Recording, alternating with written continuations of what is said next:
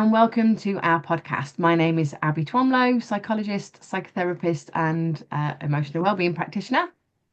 Hello, and I'm Andrew Farquharson, and I'm what Abby said. So today we are talking about self-regulation or self-management, and this is following on from our last podcast that we did about self-awareness. We're kind of looking at the different and key aspects of emotional intelligence, and this is the second one on our list. And I suppose these come in a bit of an order, don't they, Andrew? Because you have got to have self-awareness to be able to self-regulate. You have to have one to have the other. And I think most people think that they're really good at regulating their emotions. Self-regulation is the ability to um, regulate your emotions and your behaviors as well, isn't it? It's that feeling of being in control of yourself. But yeah, you have to have that self-awareness to be able to self-regulate. That's right. Self-management, self-regulation is, yeah, as you say, it's basically the ability to understand your emotions and then how to use that understanding to turn a situation for your benefit or the benefit of the people that you're with. It's not just a case of not doing something or having sort of feeling you're giving in to something or anything like that. It's actually being in control of the way you think and really using that ability to, as I said, for your best advantage. And it's important because when people are able to manage their own emotions, they do better in life. Well, And they respond better to life, don't they? I think if you can keep your emotions in check and your thinking in check, because the two go hand in hand, don't they? If you can sort of manage your thoughts and your emotions, then that then impacts on your behavior and your responses. So if you're able to self-regulate well, then you're much more likely to respond better to whatever's going on around you, whether that be a particular situation or just life in general. And I think if you're good at regulating your emotions as well, you're quite good at improving your own feelings rather than having to rely on outside influences. So you're able to sort of cheer yourself up, for example, or you'll think yourself out of a bad mood rather than have to go and get somebody else to help you, excuse me, to support you to do that, then need somebody else to do that for you, or to go and do something like buy something off Facebook that's just cropped up to try and make you feel better. You're less impulsive, aren't you, and less dependent on other people to improve your emotions for you because you're able to do that yourself. yeah, and it's again, it's some people might think that, oh well, controlling my emotions is that old stiff upper lip thing, is to ignore them or try to suppress them. It's Mhm. not that at all. In fact, that's quite a harmful thing to do. It is recognizing your emotions and then working with them. It's helping them to achieve what you want to achieve, helping yourself to use your emotions to fulfill what you want to do. Because we said that if you control your emotions or you regulate your emotions more than control, it helps you to succeed in life. And obviously, the opposite of that is the more people allow their emotions to control them and direct their behavior, the worse they do in life, generally. Um, Yeah. and people who are good managers of their emotions are open to change, effective in mood management, are consistent in stress management, can be more productive, they can and behave in a reasonable and rational way. And so all the things that you said earlier are very true because you can help yourself to feel better when you Yeah. know that. I think one thing you just said there is actually people who are really good at self-regulating are generally more motivated as well, aren't they? Because they can sort of monitor their own emotions and their own responses and make better decisions for that. So they tend to be more motivated because they can think themselves through those situations, and rather than shirk away from something or think, oh, I can't be bothered, they kind of regulate and have a more positive outcome. Mhm. And that impacts other people, isn't it? I think if you're good at self-regulating, you're better at judging your behavior in relation to other people as well. So it can have a better impact on those around you. And I think, particularly if we're thinking about schools and children, this is really important as for you as a teacher. It's really important because your mood, your thoughts, your behavior, your emotions do impact those around you, even if you think they don't, they do. um, and also children are learning from how you do that all the time. If you are not very good at self-regulating, if you fly off the handle or you're losing your temper really quickly or you're sulking or whatever it is, children pick up on that really, really quickly. And you're modeling that kind of behavior and that way of responding to children.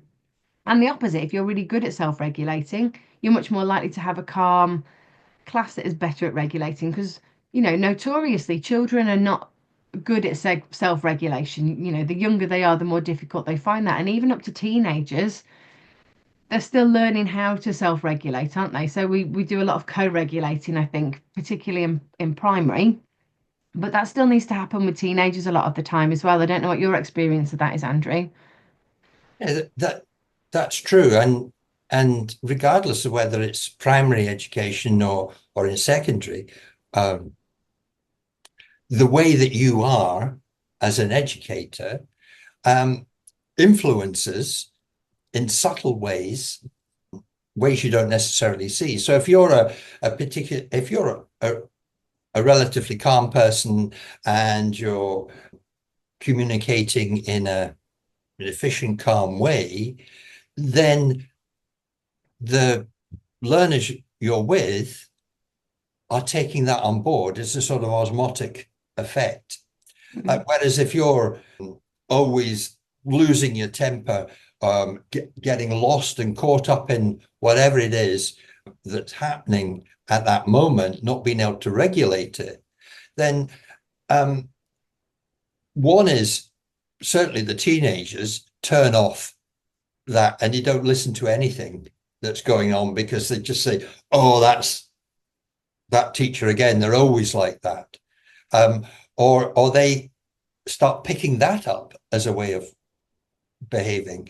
And so it is really important, I think, just in general education terms, to be able to manage your emotions. Again, we mentioned this in the last podcast. When you go into any place of work, you don't hang your emotions up on the coat hanger when you go in. They come in with you. So if you've had I don't know, a frustrating time, an argument, whatever it might be, when you go into work, that doesn't suddenly, those thoughts don't stop.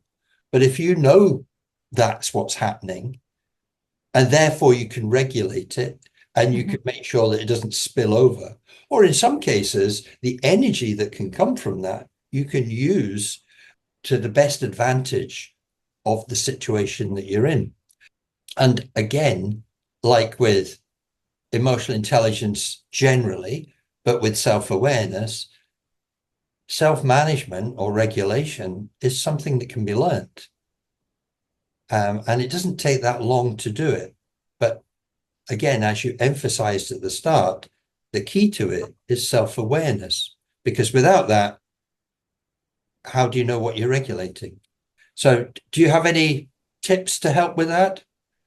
Well, I suppose it's I suppose whether we're looking at this from a teacher point of view or a student point of view, but one thing I just wanted to point out first is that there is a difference between self-regulation and self-control, because a lot of the time self-control is about suppressing something, isn't it? About not doing something, whereas actually self-regulation is quite an active thing. It is where you are doing something more helpfully. And we do it all the time. And actually even small children do it all the time. If you've got a toddler that has stayed calm instead of throwing a tantrum when they can't have their own way, that is the basis of self-control. But like you say, it's definitely something that is learned.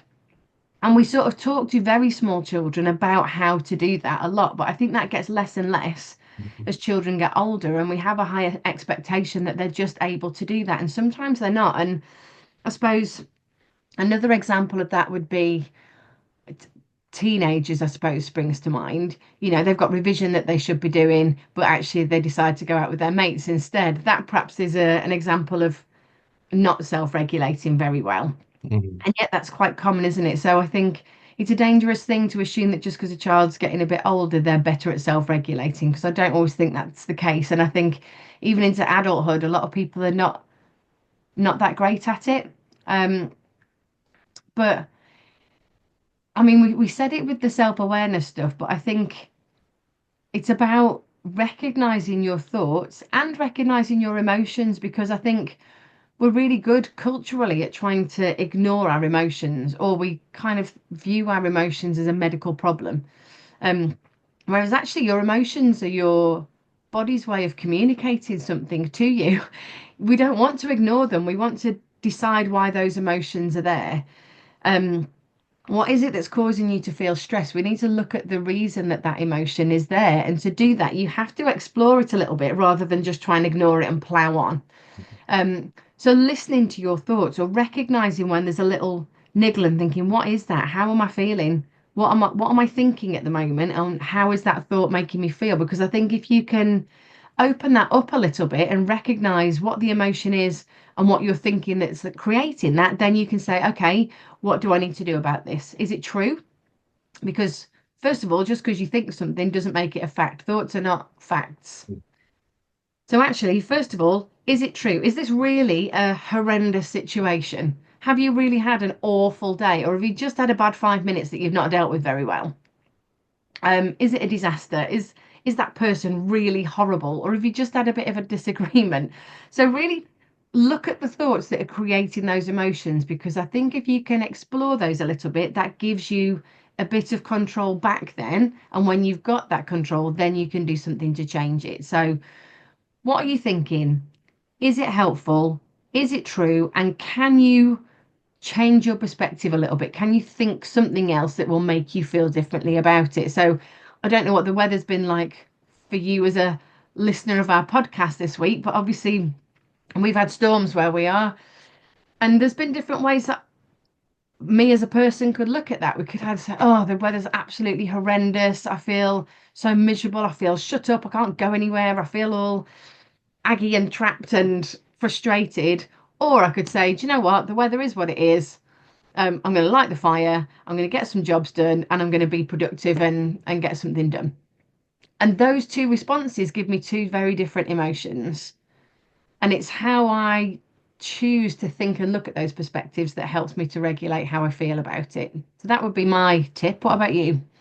Yeah, and just to carry on that a wee bit is, yeah, it does come down to choice. Hmm. But and the way you look at the things, and that was a great example about you can either be depressed or feel stressed and anxious about all the weather, etc. Or you can think, right, okay, I can use this time to do something else and get on with things and so on. And that is a choice. One of the other things that when you think about something in a self sort of regulation way or management way is when you come up with a solution to something, this is just generally, you, you can ask yourself, why is that? Why did it come up with that solution? Why did it come up with that way of doing something? And then when you've done that, you can ask yourself, why did I come to that answer again? Hmm. And sometimes called the 3 or 5 whys way of doing something. I don't mean wise as in wise men. It's mind you, I suppose if you do this, you become quite wise, but that can help. In terms of just general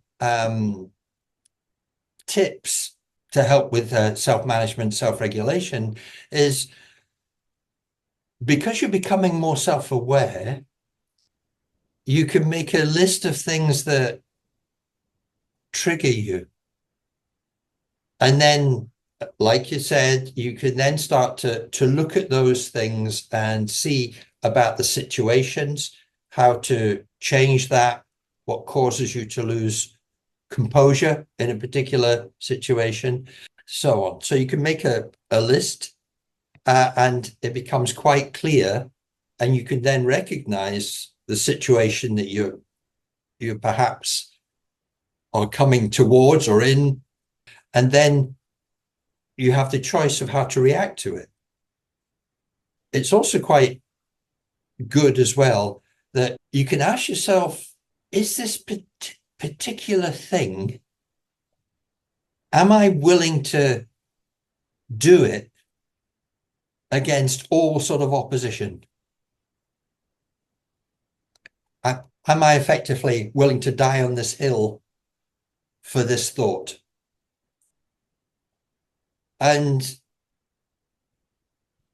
that asking yourself the why questions will determine. And maybe you said, well, actually, this is not really worth all the energy, all of the potential hurt, potential this, that, and the other. And because when we, for instance, if we let go of our anger, now there are times when it's quite justified to be annoyed and angry, but is sort of really going over the top with that. Is that to my best interest? It might be in Like, the second. yeah. And like you say, it's about choice, isn't it? I do something quite similar.